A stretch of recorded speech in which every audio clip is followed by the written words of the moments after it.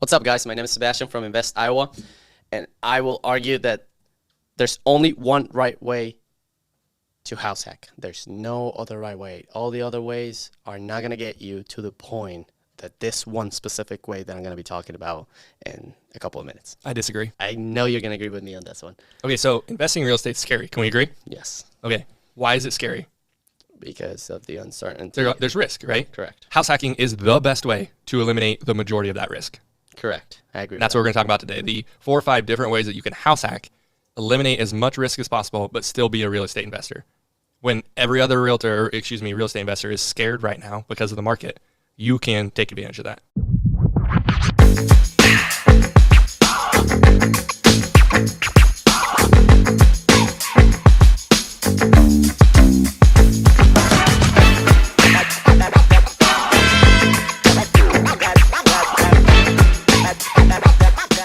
Yeah, so if you're watching this and you are interested in learning more about Des Moines, investing, buying, selling, I want to make sure that you're making a smart real estate decision. That's what I put on this channel, is just content that makes you a smart decision maker around real estate. Because I think there's a lack of transparency in the market, and so that's what we put together on this channel, is education around transparent real estate, smart decisions. Go subscribe. You can like it if you want. I don't really care, but definitely subscribe. What would you start? What would you argue is the best way? No, we're not going to start with the best. No? I'm gonna go with like the lowest form, easiest way to do it. Okay, what's the Right. So the easiest way is like you find someone that needs something, a skill that you have. So you guys, you're really good at like videoing stuff, right? So if you found someone that owned a property and you're like, hey, can I rent that room, but take photos for you, and we'll trade the photos that we're taking for the rent of the room. That's a form of house hack. You're living for free. That's a great way to house hack. A lot of people do it nowadays. There's tenants in multifamily buildings, large buildings that are scooping the snow, scooping the walk, mowing the lawn, right? That's a form of house hacking. Okay, I actually never thought of that one. So that one's it's pretty good. It's pretty good. It's not still wealth building, but it is a form of house hacking. It So it's gets not- you there. If you're saving the money that you would have spent on rent. Right. A lot of people don't do that, right? But that is a form of house hacking. Okay, I Right, didn't like think about living that. on someone's couch, that's house hacking. Yeah, that is. Living with your parents for free is house hacking. But you're not getting ahead doing that. You're just not going backwards. Okay, what is your Okay. other way to house hack? So the next best way, in my opinion, to house hack is you buy a really crappy property, get a loan on it, you live in it, you fix it up, and over the 2 years, you sell it after 2 years. That one is actually the riskiest one of all of You them. think that's the riskiest? So that's like other people call it a live-in flip. So some would argue like that's not a house hack. But the reason I like live-in flip, and I think that like handy individuals that want to get in the real estate game that maybe don't have a really high-paying W-2 job where they can save up money and invest in real estate, your live-in flip is the best way to accumulate cash over 2 years. Like it's a little bit slower, but you can accumulate massive cash doing that and pay 0 taxes on that. By refinancing. No, by selling after 2 years. If you lived in the property, you pay no taxes on the gain. Not a tax person. Tax code might change, but I'm pretty certain of that one right now, 2023. So that's a great way to, it's slower. It's not like immediate because you're not making any money until 2 years, but your net worth is drastically changed at that 2 year mark. Like upwards of like $500,000 tax-free gains if you can house hack, if you can find the property that flips into that, right? Okay, I have heard of that. But with this one specifically, you bring in the risk of lack of knowledge, right? If you talk about like somebody being skillful at being a handyman, right? That's probably what somebody's going to benefit from this. But if we're talking about house hacking, we're probably talking about someone who is new to the entire investing world. And the majority, like there's a niche for handyman, people that want to get started. But for the majority of us, it's a hustle, and we're not going to know how to renovate a kitchen. And that's where people might have this misconception that it's easy, but it shouldn't be regarded as something that can be done by anybody. How did you learn to do this video setup? Watch a bunch of YouTube videos. Time out. Stop. Renovation. How do you renovate a kitchen? Have you ever watched a YouTube video on it? Yeah, I guess you could do that. Done. 6 months, you know how to renovate a kitchen. Like that's just.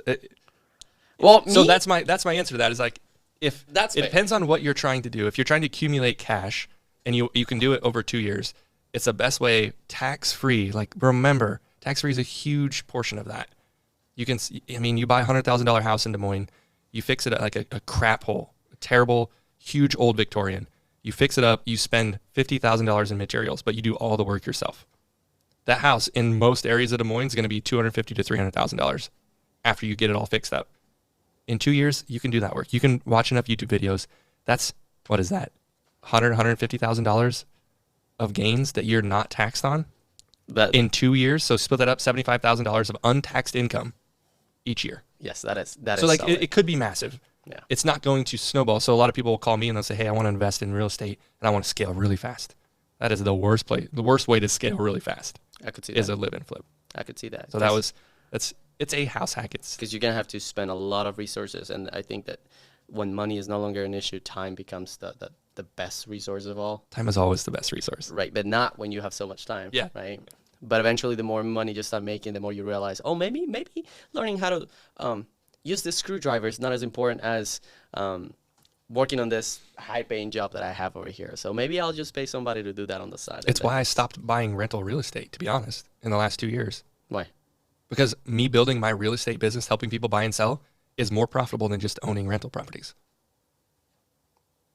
See, that's a living example of what I'm talking about. Yeah. If you own a business and you can reinvest into that business to make more money, that's better investment, like for active income, than real estate. Yeah. I mean, real estate, I think it's always going to be the best long-term strategy. Yes. But yes, I will buy more real estate. to get to I just that stopped step, for the last 2 years. that makes sense. Okay, what is the next house hack strategy? The next would be your large property that needs renovated, like maybe a 5-bedroom, 3-bedroom, or 5-bedroom, 2 or 3 bath house that is like super dated, old, crappy, and you're going to rent it. You're going to fix it up, but you're going to rent out by room as you fix it up. So kind of your live and flip, but you're also renting by room in the same process. Ooh, now we're talking. Right? So renting by room is a really good way to have higher than market rent income on a property. But you most likely have to live there to accumulate that. And this is what I will argue, that if you're in this process of getting into real estate, you have no money. Let's say you have 20,000. That's no money? That's, well, okay. 20,000 is a lot. Well, let's say that you have that on the bank account. I mean, you still like a couple months from going bankruptcy if you stop working, right? But that's besides 20,000 of total reserves, not for a down payment. Correct. Okay, that's Correct. different. Fair. Reserves. Okay. Like you only have 20,000, right? If you were to buy a property like that, now you have all these rooms renting and giving you that sweet cash flow. But the only disadvantage of that is I'm gonna wake up and I'm gonna see a random stranger like that I know, but it's not part of my family. I still believe that that's the best strategy. Like it just helps you build that like you're living for free. You're getting cash flow. You're getting the return on the investment. Like everything is getting paid for. Taxes are getting paid for. You probably can make a deal with somebody that's living there in order for them to cut the grass for you, to do all this snow removal. It's just the best deal overall. Like I don't think you could compare it to the live-in flip.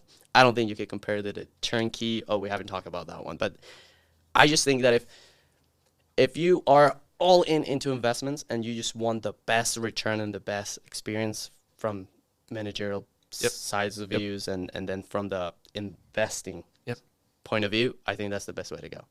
In year 1 through 3. When year 4, when you move out, what happens?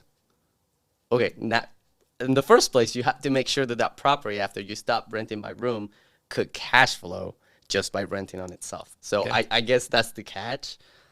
That is the catch. Still, if you make it those 3 years consistently, you're gonna be a way better spot than you were in. What if you spin that with the next one we're gonna talk about, which is a live-in duplex that you then rent out all of the rooms. Okay, a duplex is so you buy a 3-bed, 1.5 bath duplex for $250,000. You have 6 bedrooms. You live in 1 bedroom. You rent out all the other 6, or all the other 5, for what, $500 a piece, $600 a piece. Okay, that on theory is more profitable. I mean, yeah. So like that's a combination, like kind of 2 types of house hacking kind of combined. Okay, what's this specific strategy called? House hacking? So like house hacking with a duplex, right? Yeah. Like, duplex, fourplex, triplex. I mean, whatever. But basically, that strategy of renting out by bedroom, you just need more bedrooms. Yeah. Get more bedrooms. Find a way to get more bedrooms. Or you sleep on the couch. There's a lot of people who have done that. House hacking, they just sleep on the couch. I've watched so many videos on Bigger Pockets. I was laughing when I started in real estate. If I wouldn't have met my wife before I understood real estate, it would have been, she would never, I still don't know why she's with me, but she would have never like had a conversation with me. Yeah, I guess once you start, Because I would have lived on a couch. So I don't care. I don't personally care when I'm trying to build wealth. Like, it didn't matter. Now we live in this old farmhouse on 14 acres, and like, yeah, I wouldn't trade it for the world. But like, when I was younger and had no responsibility, I would have lived on a couch for a long time.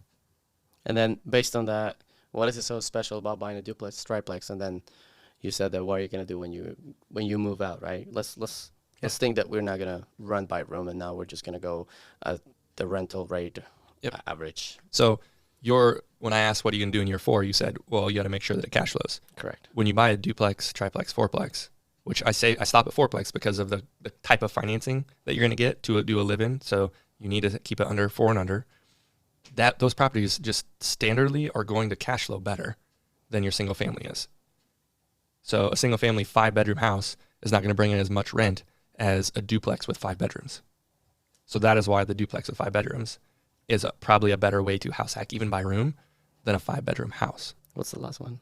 The last one would just be a turnkey duplex. So the avatar turnkey. Yeah, turnkey. So the avatar to a turnkey live-in house hack would be basically someone that wants to buy real estate, wants to buy rental real estate, but has no free time that they want to invest in it.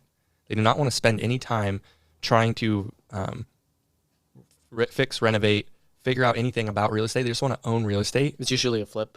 It comes from a flip. It could just be a tired landlord or a long-term landlord. Like it could be a flip. Most duplexes are not flipped though. When they go for sale, they need renovated, or triplex, fourplex, small multifamily.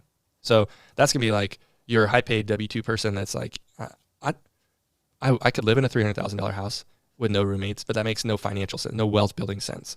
So how about I go live in a decent duplex, and I'll just rent out the other side, and I'll live in one side of the duplex, not rent out bedroom. So he or she lives in a 2-bedroom side of the duplex. They don't need to rent out the bedroom, but they got to rent out the other side of the duplex. It's not the best cash flow, but it is the least time consuming of any house hack. Okay, I would agree with you that after 2 years of doing the same, you're definitely gonna have to look at strategies like this, because this will make it a lot of sense in case you need to leave the property, right, and then move somewhere else, do the same process over again. Yeah, because think about it. If you do the low down payment house hack and you do an FHA 3.5% down, and you get a job transfer 6 months in, you lost money because you have to sell. If you have to sell your house, or you're taking a loss on rent, it's like there's some risk there. I mean, maybe you have a job transfer and you will not move, and you'll just get a different job within the town. Be self-aware. Know that that's what you're going to do. I'm not going to tell you what's right or wrong. You as a, functioning adult need to make that decision.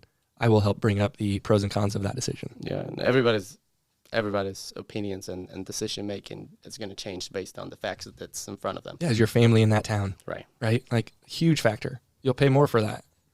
The number of people that outside of state want to invest in Des Moines real estate, almost, I'd say 90-95% of the people that talk to me, they have friends or family that live in Des Moines. That's why they came to Des Moines. So it's that emotion that Let's summarize with the pros and the cons. I wanna hear from you and see if I can agree on this. For the turnkey, what are the pros and what are the cons? So turnkey house hack or turnkey? Yes, we're only talking about house hacking.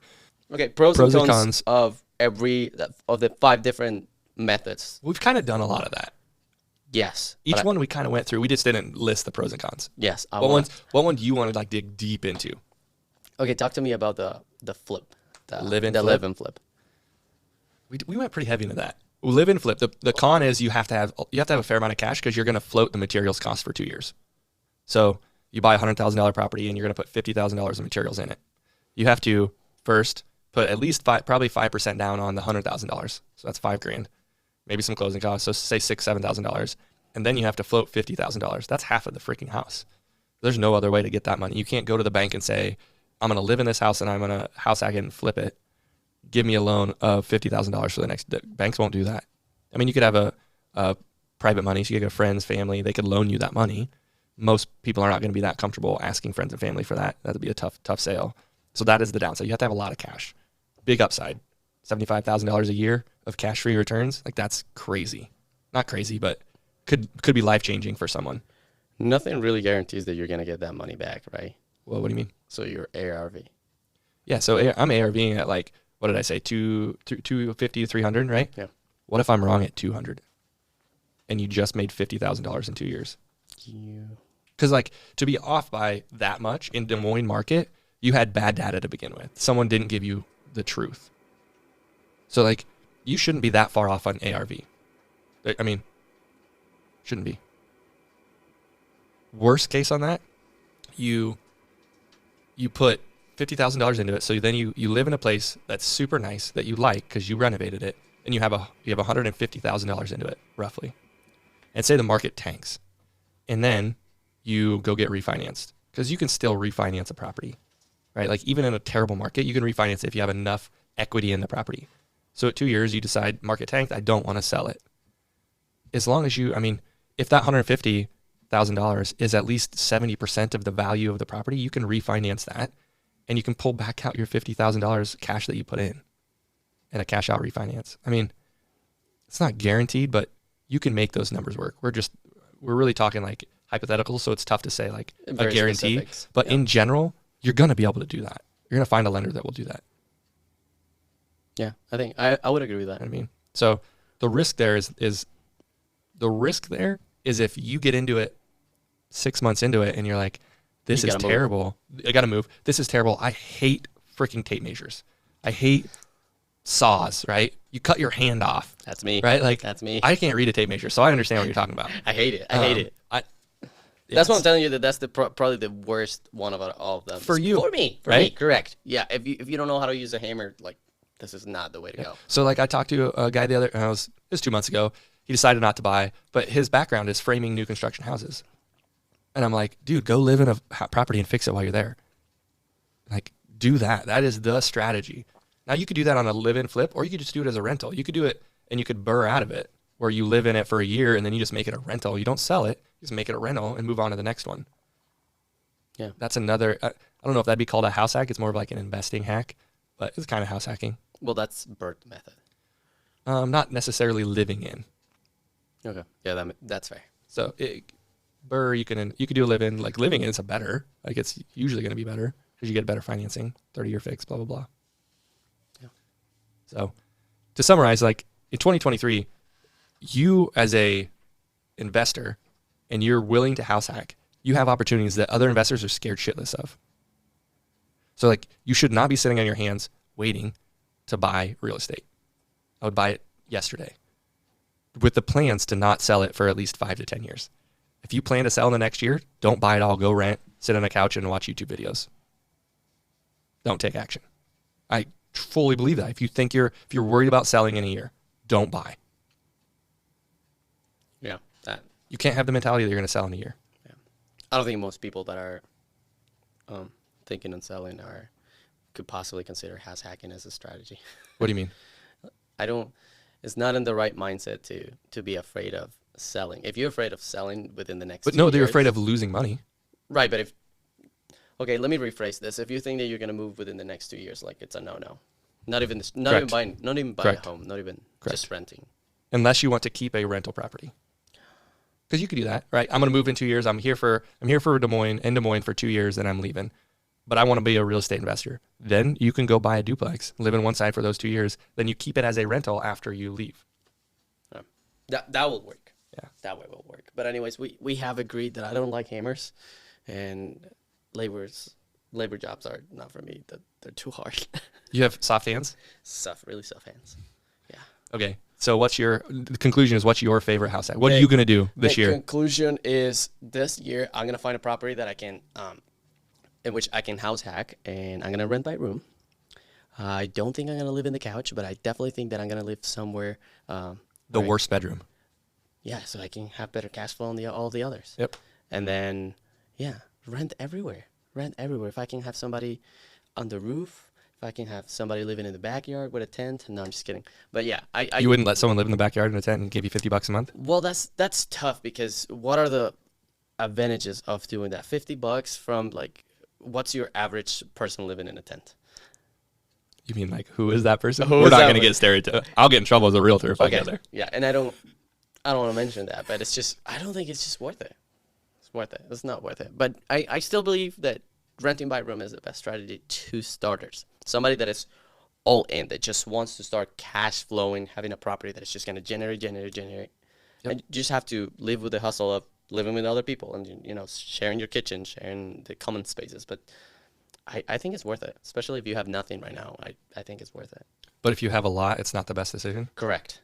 Yes, I will agree with that. I want, if I had $250, like 250,000, Yeah. I definitely would You consider wouldn't a house different hack. strategy. No, well, it depends. I think that for the first properties, that's the best way to go. But it comes down to a cash reserve problem. If you don't have the equity, if you don't have the cash, what do you care more about, the cash flow or the cash? And I think right now, young people are trying to build that cash. Usually older generations already have the cash and just want the cash flow, the security. Like, I'm gonna get the paycheck enough just so I can live by. No, we're trying to generate money, Build wealth instead of save wealth. Correct. Or reserve wealth. Right. Conserve wealth. I don't need a paycheck for $300 every month so I can live, relax. No, I want to make 1,000 and work twice as hard so I can start building that wealth. You think you're the norm?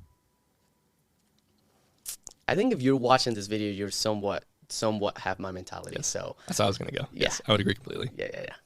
Anyways, if you find this content helpful or interesting, please subscribe, hit the like button. It always helps.